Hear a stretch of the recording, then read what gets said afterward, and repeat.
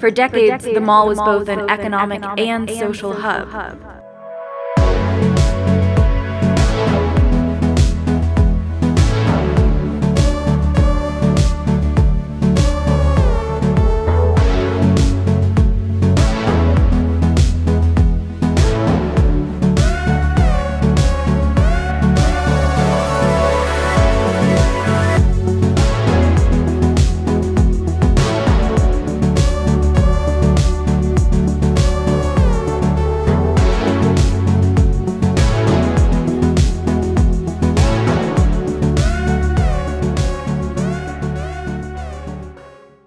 I've never seen 10,000 tapes in one store.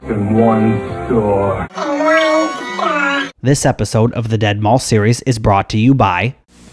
If you think you know what Zare is all about, take another look. It's a whole new store. I can't get over the way it's changed. It's a lot brighter. More cheerful. There's so much to choose from. Everything's so nice. I like the change, I really do. There's so many lovely things. Beautiful. Really pretty clothes. It really is a whole new store. Beautiful. They sure made it look a lot nicer. Beautiful. I love it. If you haven't seen Zare lately, you haven't seen Zare.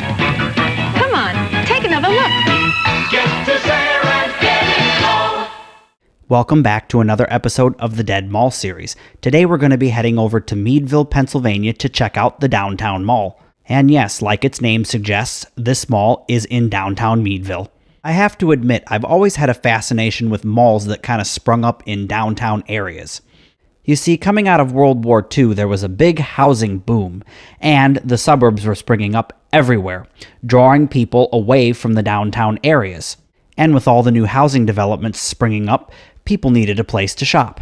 And so the modern mall was invented, essentially killing off all the shopping that used to be downtown. So I think malls like Circle Center in downtown Indianapolis or the downtown mall in Meadville, Pennsylvania are a fantastic way to keep people coming back downtown.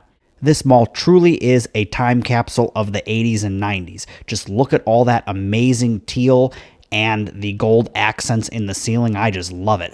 It's too bad that when I visited, this hot dog place wasn't open. I would have loved to try it out. For those of you that are unfamiliar with Meadville, Pennsylvania, it's located in between Pittsburgh and Erie, not too far from the Ohio border, and has a population of roughly 13,000. Now, when I found out that a town of this size actually had a mall, I was quite surprised. Not just one mall, oh no, at one point they actually had two malls. The downtown mall was developed by Tri-County developers based out of Conneaut Lake, Pennsylvania, and would open in 1973. Its original anchors would be Fisher's Big Wheel, Weldon's, and Bilo.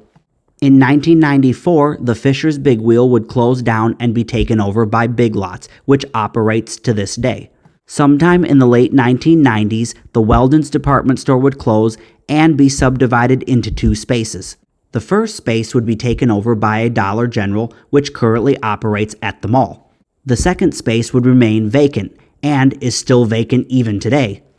In the late 1990s, the Bilo grocery store would also close and be replaced by a Tops Friendly Market, which I did check out when I visited this mall, and I did a video on it. If you'd like to see that one, check out the link in the description box below. Now, when I was doing research, something I came across that I was just like, huh? This town had two malls? Because yes, in 1976, the Meadville Mall would open up only 3.6 miles away from the downtown mall. And while, yeah, it was inevitable, this town was now officially over-malled and could not support two malls. So the Meadville Mall would only last until about 2008, and then it would close down permanently for good and be torn down that year. Now, all the research that I did and all the reviews of the downtown mall say that this is a very successful mall and that people really enjoy shopping here. Now, when I visited, though, it looked just really dead, and I was just shocked to find out that it's actually a successful mall. But I mean, it is their only shopping for quite some distance. You'd have to go all the way to Erie, Pennsylvania, or to the Pittsburgh area. I really do think it's a really cool experience to walk outside the main entrance of the mall and be right in the middle of downtown Meadville. That's pretty cool.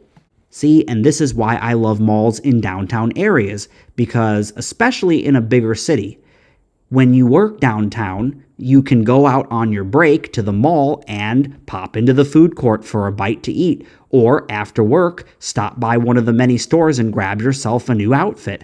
So I'm going to leave you here to enjoy the rest of the downtown mall in Meadville, Pennsylvania, before we head on over to our second location.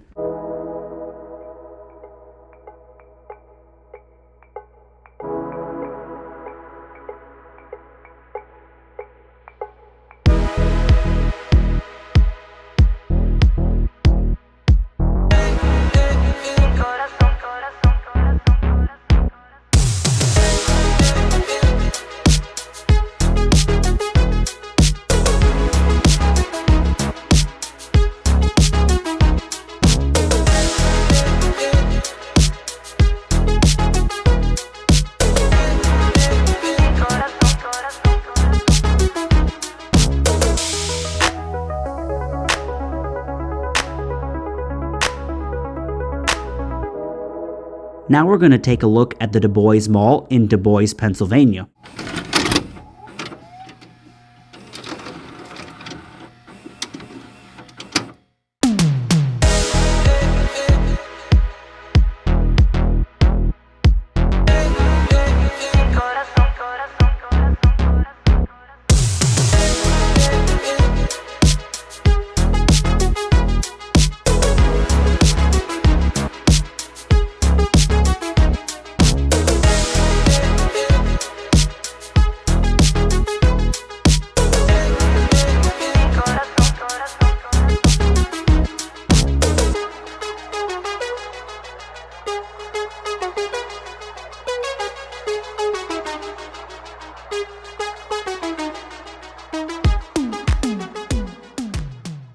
So this is another mall in a small town in Pennsylvania. I sort of have a love-hate relationship with this mall. I've only been here once and my experience was kind of mixed. And yeah, I've got a really good story to tell. A big portion of this mall has been updated and blandified. Yes, that's a word I'm creating here. A mall that's been stripped down of all of its character and just is blech. Then you have like an older section that's kind of more original. It's really weird. And then I had a very illegal encounter with the mall security at this place, and we'll get into that story later on. But first I want to tell you the history of this mall. This mall was built between 1971 and 1973 and originally opened with a J.C. Penney, Montgomery Ward's, Murphy's Mart, and Sears. The Joann's at this mall would originally open up as a buy-low grocery store. 1985 would see the Murphy's Mart being bought out by Ames, and subsequently rebranded as Ames. So yes, this mall actually had an Ames. Now I couldn't find a specific date as to when the Ames closed, so I'm guessing probably in 2002 when they filed for bankruptcy and liquidated all of their stores. Then the Ames store would be subdivided into two spaces, one becoming Big Lots and the other becoming Staples. And is this a trend with Pennsylvania malls where they close down large anchor stores and subdivide them? Because the last mall we took a look at in Meadville, Pennsylvania also did the same thing. Well, and here we go again, because when the Montgomery Ward store would close, it would be subdivided between a Ross store, Dunham Sports, and Old Navy. Then 2018 would come around, and of course, the Sears store would close for good. Alright, so here's what I wanted to tell you about my experience visiting this mall. For those of you that don't know, when I film malls, a lot of dead mall content creators are very sneaky and try not to be seen filming, and it compromises their quality oftentimes. See, now I'm like, I'd rather get nice stable footage and risk the chance of being seen by mall security and being, told, oh, you can't film or whatever. Now, I didn't experience that at this mall. In fact, I filmed the entire mall. It wasn't until afterward, while I was driving around outside getting shots of the exterior of the place, that a very suspicious truck began following me, and I was like, what is this? And so then I was like, oh yeah, it's mall security. So of course I continued finishing up filming the mall. What were they going to do? I'm in my car and they really can't stop me. But oh no, this mall security guard was so determined to stop me, and I don't know do what with. Try and arrest me? I mean, they can't really arrest me. He was so determined that when I left the mall property, he followed me through the entire town. I'm not making this up, because at the end of this video, you're going to see I'm not even on the mall property. I'm at a Lowe's parking lot, and he's trying to block me in, screaming out of his window, I don't even know what, and I'm just like, I'm out of here. This is nuts. So leave a comment down below. What's the craziest thing you've ever had happen when visiting a mall? Have you ever been harassed by security guards before? I'd like to know. As always, I'd like to thank you for checking out another episode of the Dead Mall series. If you want to help support the work I do, then check out the Patreon link on screen or in the description box below. As always, like, comment, subscribe, and don't forget to ring that little bell so you'll be notified about future updates and future videos here on this channel. Thank you, everyone, and I'll see you on the next episode of Urbex.